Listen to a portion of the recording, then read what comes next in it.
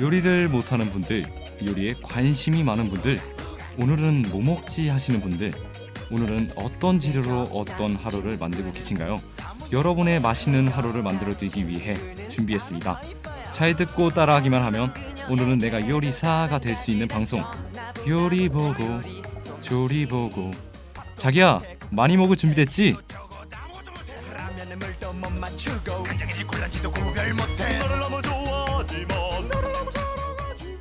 하구분들 안녕하세요. DKBS 공식 요리사 장승헌입니다. 저번 주에 첫 방송이었는데 다들 잘 들으셨나요? 방송 들으시면서 배에서 꼬르륵 소리 나셨다고요? 저도 하구분들에게 레시피 소개해드리면서 배에서 소리 날까봐 조마조마했습니다. 레시피만 소개해드린 것이 아니라 다양한 사연들과 함께 소개해드리다 보니 어쩌면 평범할 수 있는 음식들이 특별해지는 순간인 것 같아요. 그럼 이번 주에 소개해드릴 레시피 주제는 바로 추석 음식입니다. 얼마 전 우리나라의 명절 중 하나인 추석이었죠. 추석에는 한 집에 많은 사람들이 모이다 보니 그만큼 다양한 음식들을 먹어볼 수밖에 없었습니다. 혹시나 살은 찌지 않을까 걱정될 정도로 음식도 꽤 많이 먹게 되었는데요. 추석 음식을 먹은 지 얼마 안 됐는데 시간을 거슬러 다시 추석으로 돌아가고 싶습니다. 그렇다면 오늘의 요리 같이 시작해볼까요? 며칠 동안 그녀 아무 연락 없고 그녀 친구 통해 안 그녀의 소식 영어 일어 중국어 학원을 다니느라 시간 없다.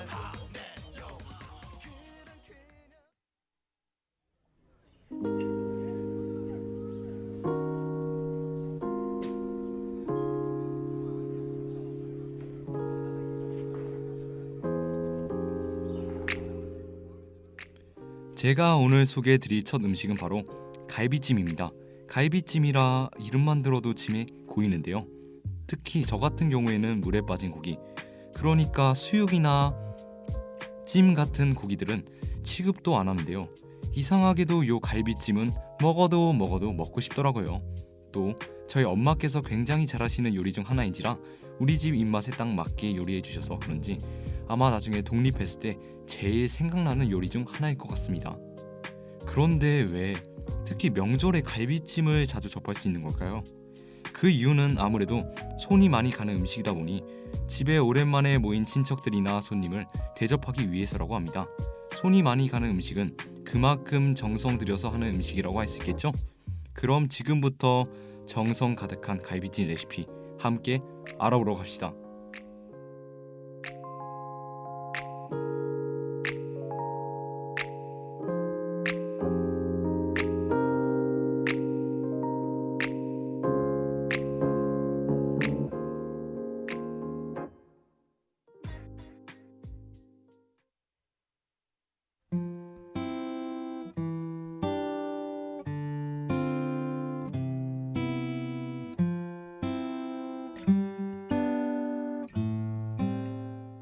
먼저 재료는 찜용 고기, 건고추 2개, 대추, 당근, 표고버섯, 대파가 필요합니다.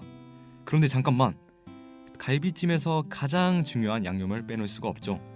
양념 재료로는 사과 반개, 배 반개, 진간장 반컵, 맛술, 참기름, 다진 마늘, 매실액, 설탕, 후춧가루, 생강가루가 필요합니다. 먼저 3시간 동안 피물을 뺀 갈비를 냄비에 물과 함께 넣고 대파, 양파, 후추를 섞어 중불에서 20분간 삶아주어요. 20분 후 삶은 뒤에는 찬물에 하나씩 헹궈줍니다. 배와 사과, 양파는 믹서기로 곱게 갈아준 후 나머지 준비한 양념들을 모두 섞어 소스를 준비해 줄게요. 여기서 꿀팁!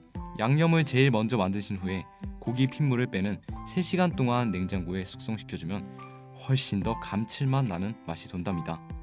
깨끗이 씻은 고기를 냄비에 담고 양념을 부은 다음 삶아주세요.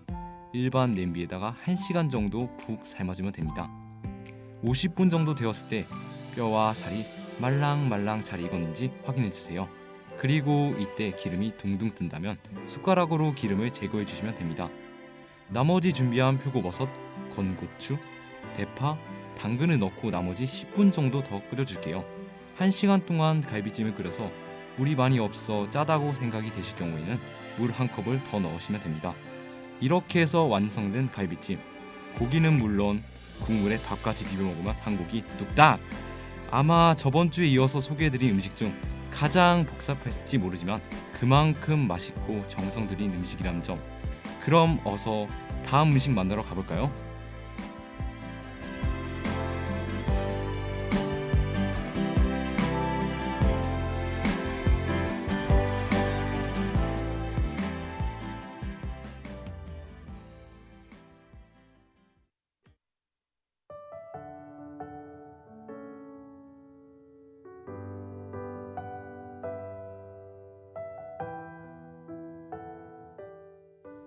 두 번째 소개해드릴 음식은 바로 송편입니다. 송편으로 말할 것 같으면 추석에 당연히 빼놓을 수 없는 음식이죠. 추석에 송편을 안 먹으면 그 누가 추석을 보냈다고 할 수 있겠어요. 하지만 저도 이번에 추석에는 안타깝게도 송편을 먹지 못했습니다. 그래도 어렸을 때는 송편을 만들어 먹기까지 했었는데요. 그때는 동생이랑 할머니와 나란히 앉아서 송편을 만들었는데 송편은 뭔가 함께 앉아서 만드는 음식이다 보니 더 정감 가는 음식인 것 같아요. 아무래도 떨어져 지내다가 명절에 오랜만에 모인 것이다 보니 송편을 빚으면서 요즘 어떻게 살았는지 등등 얼굴 보며 길게 토로할 수 있는 시간을 가질 수 있는 것 같습니다. 그런데 왜 송편은 추석에 먹는 것일까요? 왜냐하면 송편은 보름달을 상징하는 떡이라고 합니다. 완성된 모습은 반달 모양이지만 안에 소를 넣고 다물기 전에는 동글동글 보름달처럼 원 모양을 만들어 송편은 보름달과 반달이 모두 들어있다고 해요. 그럼 이제 송편의 레시피를 함께 알아보러 가봅시다.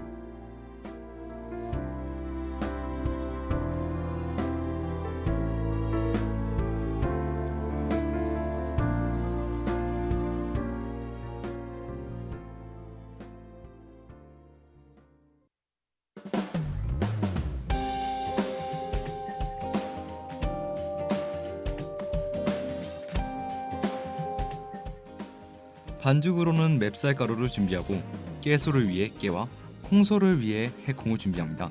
송편을 찌기 위해서는 솔잎과 참기름도 준비해주세요. 먼저 준비 단계로 맵쌀가루에 끓는 물을 넣어 부드러워질 때까지 지댄 후 젖은 면포로 30분간 덮어줍니다. 맵쌀가루는 맵쌀 한 컵은 물 2컵에 충분히 담가 불린 뒤 체에 받쳐 30분간 물기를 뺀 후 물과 소금을 넣고 가루로 빻아요. 깨는 프라이팬에 볶은 후 빻아서 꿀로 버무립니다. 꿀이 없다면 설탕을 넣어 섞어도 돼요. 해콩은 그대로 사용하고 불린 뒤 소금을 넣어 잘 섞어주세요. 솔잎은 탁탁 뽑아 솔잎 검은 끝이 없도록 한 뒤 씻어서 건져줍니다. 자, 이제 본격적으로 만들어 볼 텐데요. 먼저 떡 반죽을 밤알만한 크기로 떼어내 둥글게 빚습니다. 둥근 반죽의 가운데를 엄지로 누르고 돌리며 우물처럼 온폭하게 만들어주세요. 깨소와 콩소를 작은 숟가락으로 떠넣고 잘 오므려 조개 모양으로 예쁘게 빚습니다. 찜통에 솔잎을 깔고 빚은 송편이 서로 닿지 않게 떡 한 켜, 솔잎 한 켜 올려주세요. 불에 올려서 약 30분 정도 쪄서 떡이 익으면 꺼냅니다. 그런 다음에 솔잎을 대고 참기름을 발라 그릇에 담으면 추석의 시그니처 음식 송편이 완성됩니다. 여기서 꿀팁! 송편은 솔잎을 아래 깔고 쪄서 솔잎 향이 은은히 배어나는 것이 매력적인데 솔잎이 없을 때는 젖은 면포를 깔고 찜통에 쪄내도 됩니다. 또 맵쌀가루에 쑥이나 치자, 백년초 등의 색을 내는 재료를 넣으면 색색 빛깔 아름다운 송편을 빚을 수 있죠.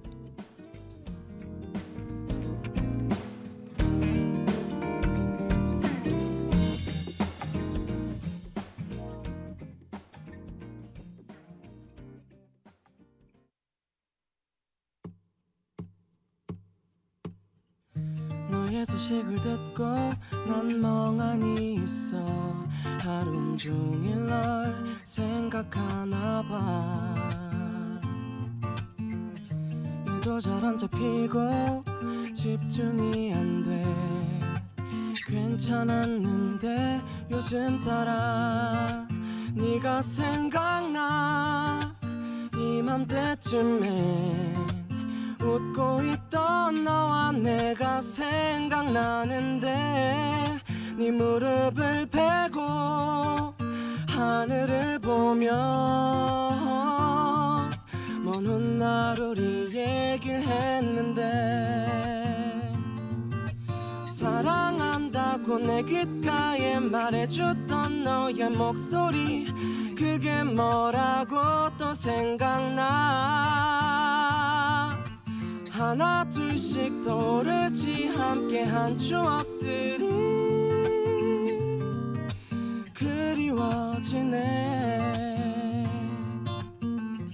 난 다짐을 했었지 너의 근황들을 안 보고 지내고 싶었는데 그게 말처럼 안 돼 나 혼자 아픈 건가 봐 넌 잘 지내나 봐 저녁이 오면 사람들 속에 우리도 섞여 걸었었지 손을 잡고서 하지만 이제 네가 없어서 너무 외로워 사랑한다고 내 귓가에 말해줬던 너의 목소리 그게 뭐라고 또 생각나 하나 둘씩 떠오르지 함께한 추억들이 그리워지네 그 누군가 내게 말을 했지 세월이 곧 약일 거라고 널 많이 사랑했나봐 그랬나봐 이젠 잊을 때도 됐는데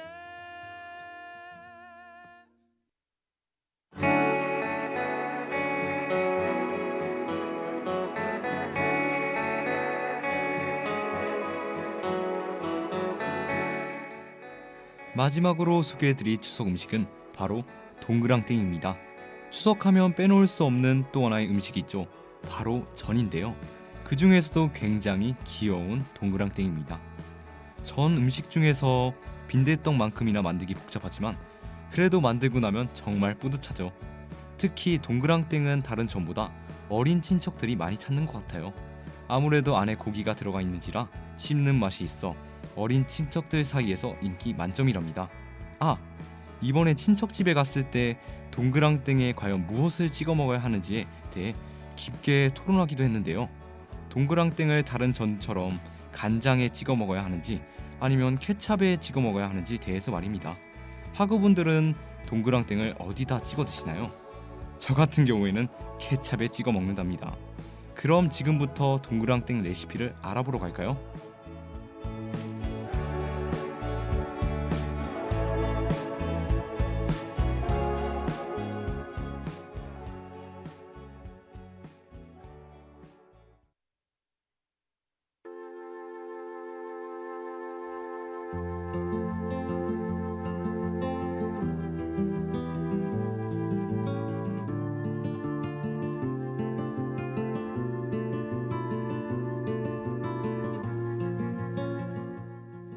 먼저 청양고추, 당근, 대파, 양파를 잘게 다져서 썰어 준비해줍니다.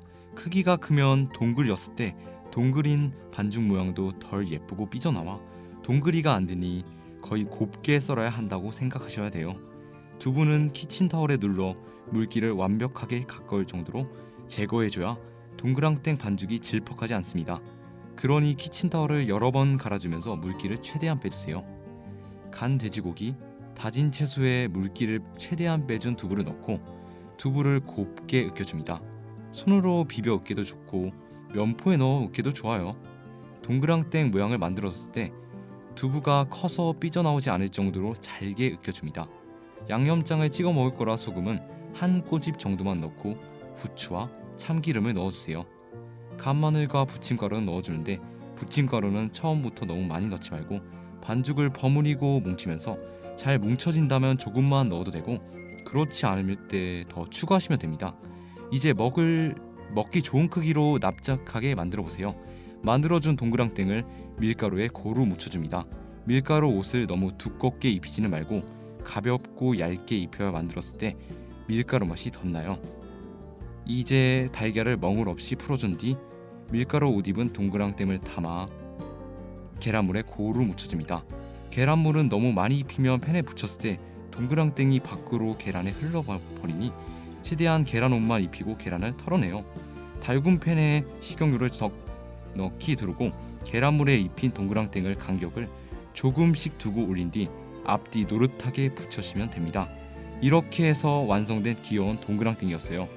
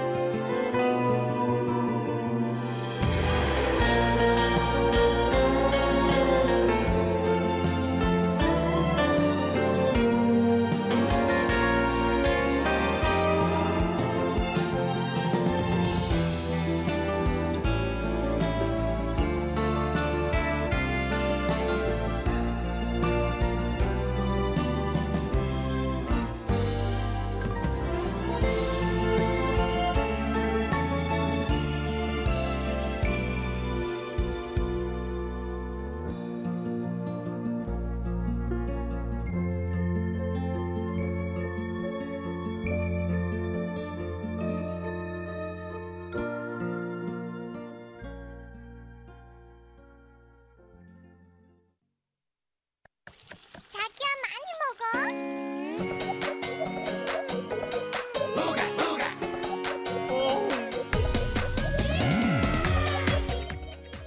네, 이렇게 해서 추석 음식들을 만나보고 왔습니다. 정성스러운 음식 갈비찜, 추석의 시그니처 송편, 전중에서 가장 귀여운 동그랑땡까지 다들 꿀팁은 얻어가셨나요? 추석 음식 레시피를 들으니 학우분들도 다시 추석으로 돌아가고 싶으시다고요? 저도 그렇습니다. 하지만 아쉽게도 내년까지 기다려야 한다는 슬픈 이야기. 이번 추석 음식비를 레시피를 아셨으니 내년에는 직접 만들어 보시는 건 어떠세요? 그럼 오늘 방송은 여기까지. 다음 주에는 과연 어떤 음식들이 학우분들을 기다리고 있을까요? 여기서 안녕. 나는 기대했었지.